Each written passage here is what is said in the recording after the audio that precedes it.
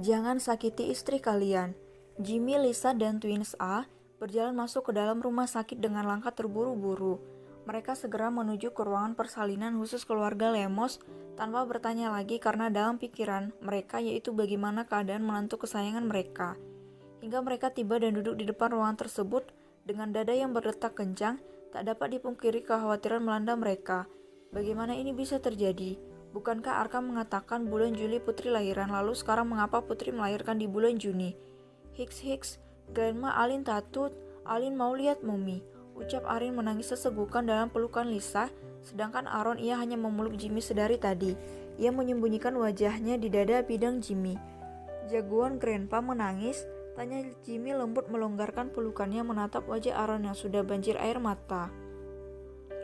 Alon sayang Mumi. Alon ndak mau Mumi sakit, ucap bocah laki-laki itu yang benar-benar menyayangi Mominya dengan cinta yang amat besar. Bahkan ia tak tega melihat wajah sang Momi yang pucat.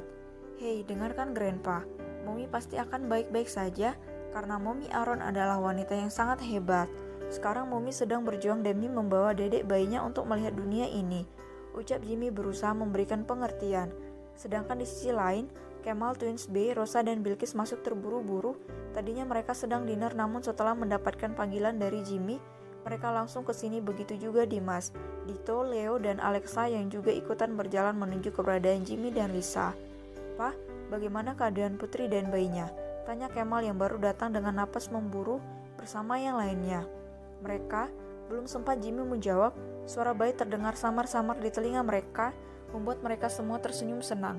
Bahkan Dimas langsung memeluk Alexa dan mengusap perut buncitnya. Oek, suara bayi menangis terdengar samar di telinga mereka. Sontak saja Arin yang tadinya menangis langsung diam. Dedekna dah lahir Glenn mah, dedekna lahir, pekik Arin girang. Betul Glenn pa, dedekna nak lahir. Timpal Aaron dengan nada yang berubah ceria, hingga suara bayi menangis terdengar lagi dan lagi menandakan ketiga bayi itu telah lahir. Pa, Ma, kami juga ingin punya adik seperti mereka. Rengek berian pada Kemal dan Bilkis membuat Rosa seperti kebakaran jenggot, sedangkan Bilkis langsung tersenyum senang mendengarnya.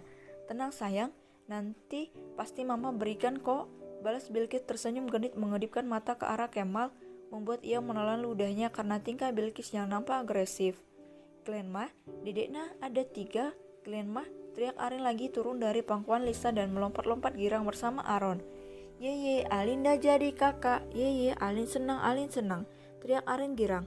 Ceklek, keluar Dokter Maya dengan wajah memarah bukan karena marah namun mencoba menahan tawa sedari tadi karena melihat Arka langsung luruh ke lantai tepat saat Putri pingsan dan sekarang ia ingin memanggil Jimmy atas perintah Arka. Tuan Besar, Anda dipanggil oleh Tuan Muda Arka untuk masuk ke dalam, ucap Dokter Maya sopan. Apakah semuanya baik-baik saja? Tanya Lisa yang khawatir. Semua baik-baik saja Nyonya, hanya saja Tuan Arka.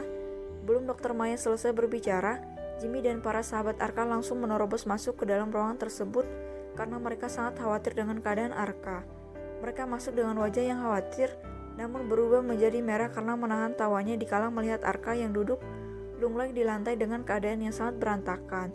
Rambut acak-acakan, leher berdarah akibat bekas gigitan Putri, sedangkan tangannya ikut lecet karena cakaran.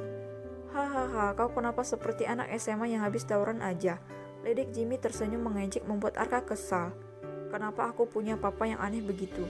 Melihat anaknya yang menjadikan bukannya ditolongin malah diledekin. Batin Arka kesal. Pa, tolong bantu Arka berdiri, karena kaki Arka masih gemetaran. Ucap Arka lemah membuat Jimmy terkekeh geli, sedangkan sahabat Arka hanya menggelengkan kepalanya. Kemudian mereka semua menatap Putri yang terlelap tenang di berangkar, ditemani selang infus yang menancap di punggung tangannya. Mata Jimmy berkaca-kaca melihatnya. Ia mengingat kembali di masa Lisa melahirkan Arka dulu. Bayangan wajah Lisa yang pucat pasti menangis menahan sakit terbayang jelas begitu saja di kepalanya. Kalian lihat sendiri kan, bagaimana sakit dan lelahnya seorang ibu melahirkan anak-anaknya. Sedangkan kita para pria hanya bisa membuat anak saja tanpa merasakan sakitnya seorang wanita. Dikala kesuciannya kita ambil, lelahnya perempuan dikala mengandung anak kita, harus mual setiap pagi, makanan terasa hambar di lidah, selera makan kurang namun mereka juga harus memaksa menelan makanannya dengan susah payah demi anak kita sehat dalam kandungannya. Dan di saat perut mereka membesar, membuat mereka susah bergerak. Jangankan bergerak, untuk tidur saja mereka tidak nyaman. Ingin bangun tidur harus ada pegangan. Bahkan di saat mereka sholat pun mereka tidak bisa melakukan ruku dan sujud dengan sempurna karena perut mereka terhimpit nantinya. Dan sekarang kamu Arka menyaksikan sendiri bagaimana perjuangan istrimu hidup dan mati demi melahirkan anak-anakmu. Mereka hanya bisa menangis guna untuk mengungkapkan rasa sakit yang mereka rasakan. Bahkan setelah tahu bagaimana rasanya sakit melahirkan, istrimu tidak pernah menolak akan keinginanmu untuk punya anak lagi dari rahimnya. Ingatlah kalian semua, bahwa ini nasihat untuk kalian dan juga papa sebagai laki-laki. Jangan pernah sakiti hati wanita yang kelak menjadi istri kalian. Bahkan tidak hanya istri tapi wanita lainnya. Mereka adalah makhluk lemah yang melindungi kita. Setiap wanita adalah tulang rusuk pria dan tugas tulang rusuk adalah melindungi jantung. Bukan kita yang melindungi mereka tetapi merekalah yang melindungi kita. Dan itu adalah fakta yang terlupakan. Percayalah, setiap kesuksesan seorang suami ada peran istri di belakangnya.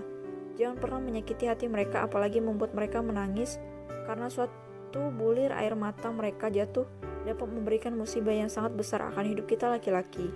Dan untuk kamu Leo, papa ingin kamu berubah menjadi laki-laki yang baik, laki-laki yang menghormati wanita bukan laki-laki yang merusak wanita. Sudah cukup kau bermain dengan mereka. Waktunya kamu berubah menjadi pribadi yang baik. Papa tahu kamu punya niat untuk berubah cuma kamu takut dan malu untuk mengakui pada dirimu sendiri karena kamu merasa sudah sangat kotor.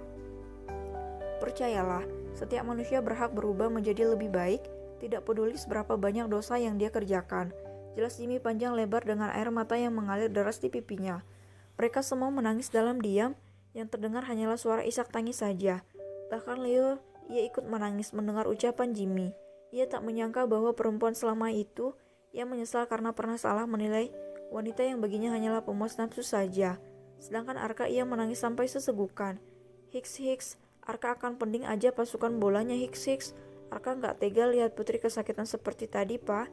Tangis Arka pecah bangun dan memeluk Jimmy dengan erat.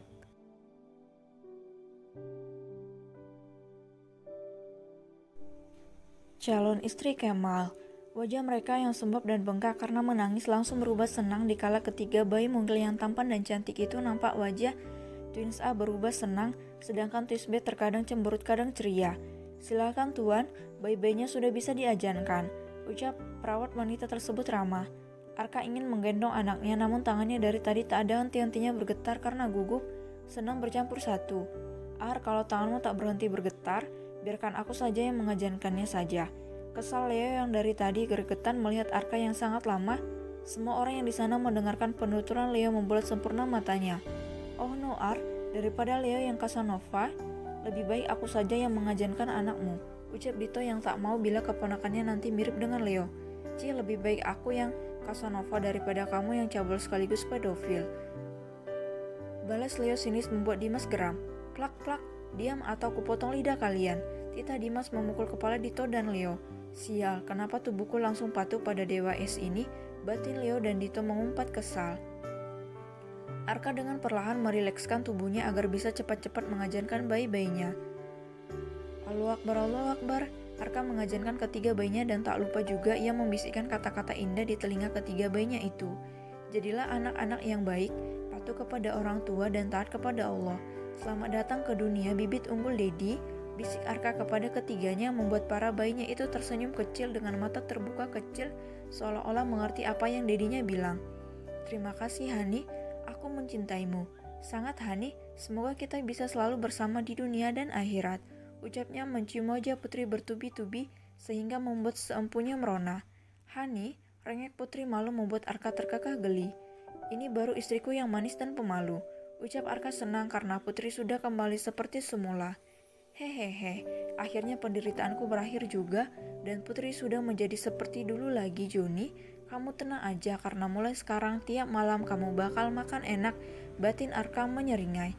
Lisa yang melihat seringai di wajah Arka langsung tahu apa yang ada di otak mesum anaknya itu.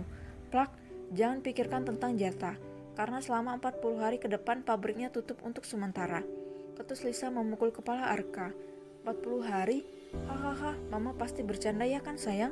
Ucap Arka tertawa tak percaya bertanya pada Putri. Mama benar Hani, ucap Putri membuat Arka lesu namun wajahnya kembali ceria dikala terlintas sesuatu di otaknya. Kalau si Jini tutup pintu, kan ada tangan dan mulut, batin Arka ceria. Apa Bilqis boleh gendong dedek bayinya? Tanya Bilqis yang sedari diam di samping Kemal. Tak sedikit pun matanya berpaling dari ketiga bayi mungil tersebut membuat tangannya gatal. Untuk segera menggendong bayi tersebut, mereka semua langsung menoleh pada Bilqis yang sedang menatap ke arah Arka dan Putri dengan mata pupil esnya membuat mereka berdua gemas kepada Bilqis. "Kamu anak kecil, mana boleh gendong anak kecil," ucap Rosa sinis kepada Bilqis. Justru karena Bilqis masih kecil, makanya Bilqis mau gendong mereka. Karena tenaga Bilqis lebih kuat daripada tante yang hampir bau tanah. Ketus Bilqis tak kalah sinis dari Rosa. Sontak semua sahabat Kemal di situ langsung tersenyum lebar mendengarnya. Karena pada akhirnya mereka tak susah-susah turun tangan langsung untuk menyingkirkan Rosa, karena ada Bilqis yang menjadi lawan tangguh untuknya. Itulah pikir mereka. "Kau, silahkan gadis kecil, kamu bisa menggendongnya, tapi kamu harus hati-hati," ucap Mama Lisa tersenyum manis menghampiri Bilqis. "Benarkah Nyonya?" ucap Bilqis girang dengan mata yang berbinar bahagia. "Tentu sayang, dan jangan panggil Nyonya tapi Mama, sama seperti Kemal dan yang lainnya. Oke?" ucap Lisa lembut membuat Bilqis mengangguk kepalanya cepat. Setelah itu dia langsung menggendong bayi tersebut perlahan lama namun pasti. Ia mencium kening bayi laki-laki tersebut. Kemal yang melihat Bilqis begitu nampak dewasa menggendong bayi tersebut pun tersenyum manis, membuat Leo segera membisikkan sesuatu. "Ternyata kau hebat juga karena bisa mendapatkan daun muda," bisik Leo. "Aku belajar dari Dito," balasnya pelan membuat Leo langsung mendekati Dito. "Dit ajarkan aku untuk mendapatkan daun muda seperti Kemal," bisik Leo membuat Dito tertawa mengejek. "Para daun muda tidak akan mau denganmu, apalagi si Phoenixmu sudah terlalu tua untuk mereka, akibat terlalu banyak memuntahkan laharnya. Terkecuali kamu mau berubah," balas Dito pelan membuat Leo mendengus kesal. "Wah Mal, lihatlah calon istrimu, sepertinya dia sudah siap menjadi ibu sambung anak-anakmu," ucap Alexa tersenyum manis pada Kemal, membuat Dimas cemburu. "Sweetie, kamu jangan tersenyum manis seperti itu kepada Kemal karena dia duda. Bisa saja dia jatuh cinta padamu dan aku tidak suka itu," ucap Dimas memeluk Alexa posesif di depan mereka semua. "Tenang aja Om, karena Om tampan cuma milik Bilqis dan sebentar lagi gelar dudanya akan hilang. Ya kan Om?" ucap Bilqis tersenyum manis ke arah Kemal yang merona. Ia kembali mengingat pembicaraan mereka tadi di mobil sebelum menjemput Twins A. Flashback. "Tante Pup itu mantan istrinya Om?" pekik Bilqis terkejut. "Iya, dan sekarang dia kembali untuk mengambil hati saya lagi," ucap Kemal tanpa menoleh. Ia masih fokus menyetir. "Apa Om masih cinta sama Tante Pup?" tanya Bilqis menatap lekat wajah Kemal dari arah samping. Mendengar pertanyaan Bilqis, Kemal pun langsung menepikan mobilnya ke pinggir jalan.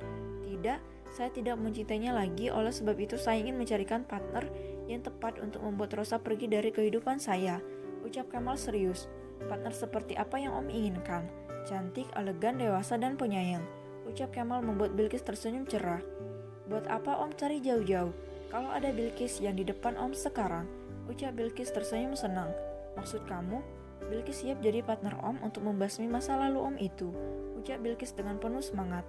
"Apa kamu serius?" tanya Kemal berusaha menahan senyumnya karena rencananya berhasil memancing Bilqis. "Doris Om, Bilqis mau tapi ada syaratnya." "Apa?" "Kita berperan sebagai sepasang kekasih yang akan segera menikah," ucap Bilqis menyeringai.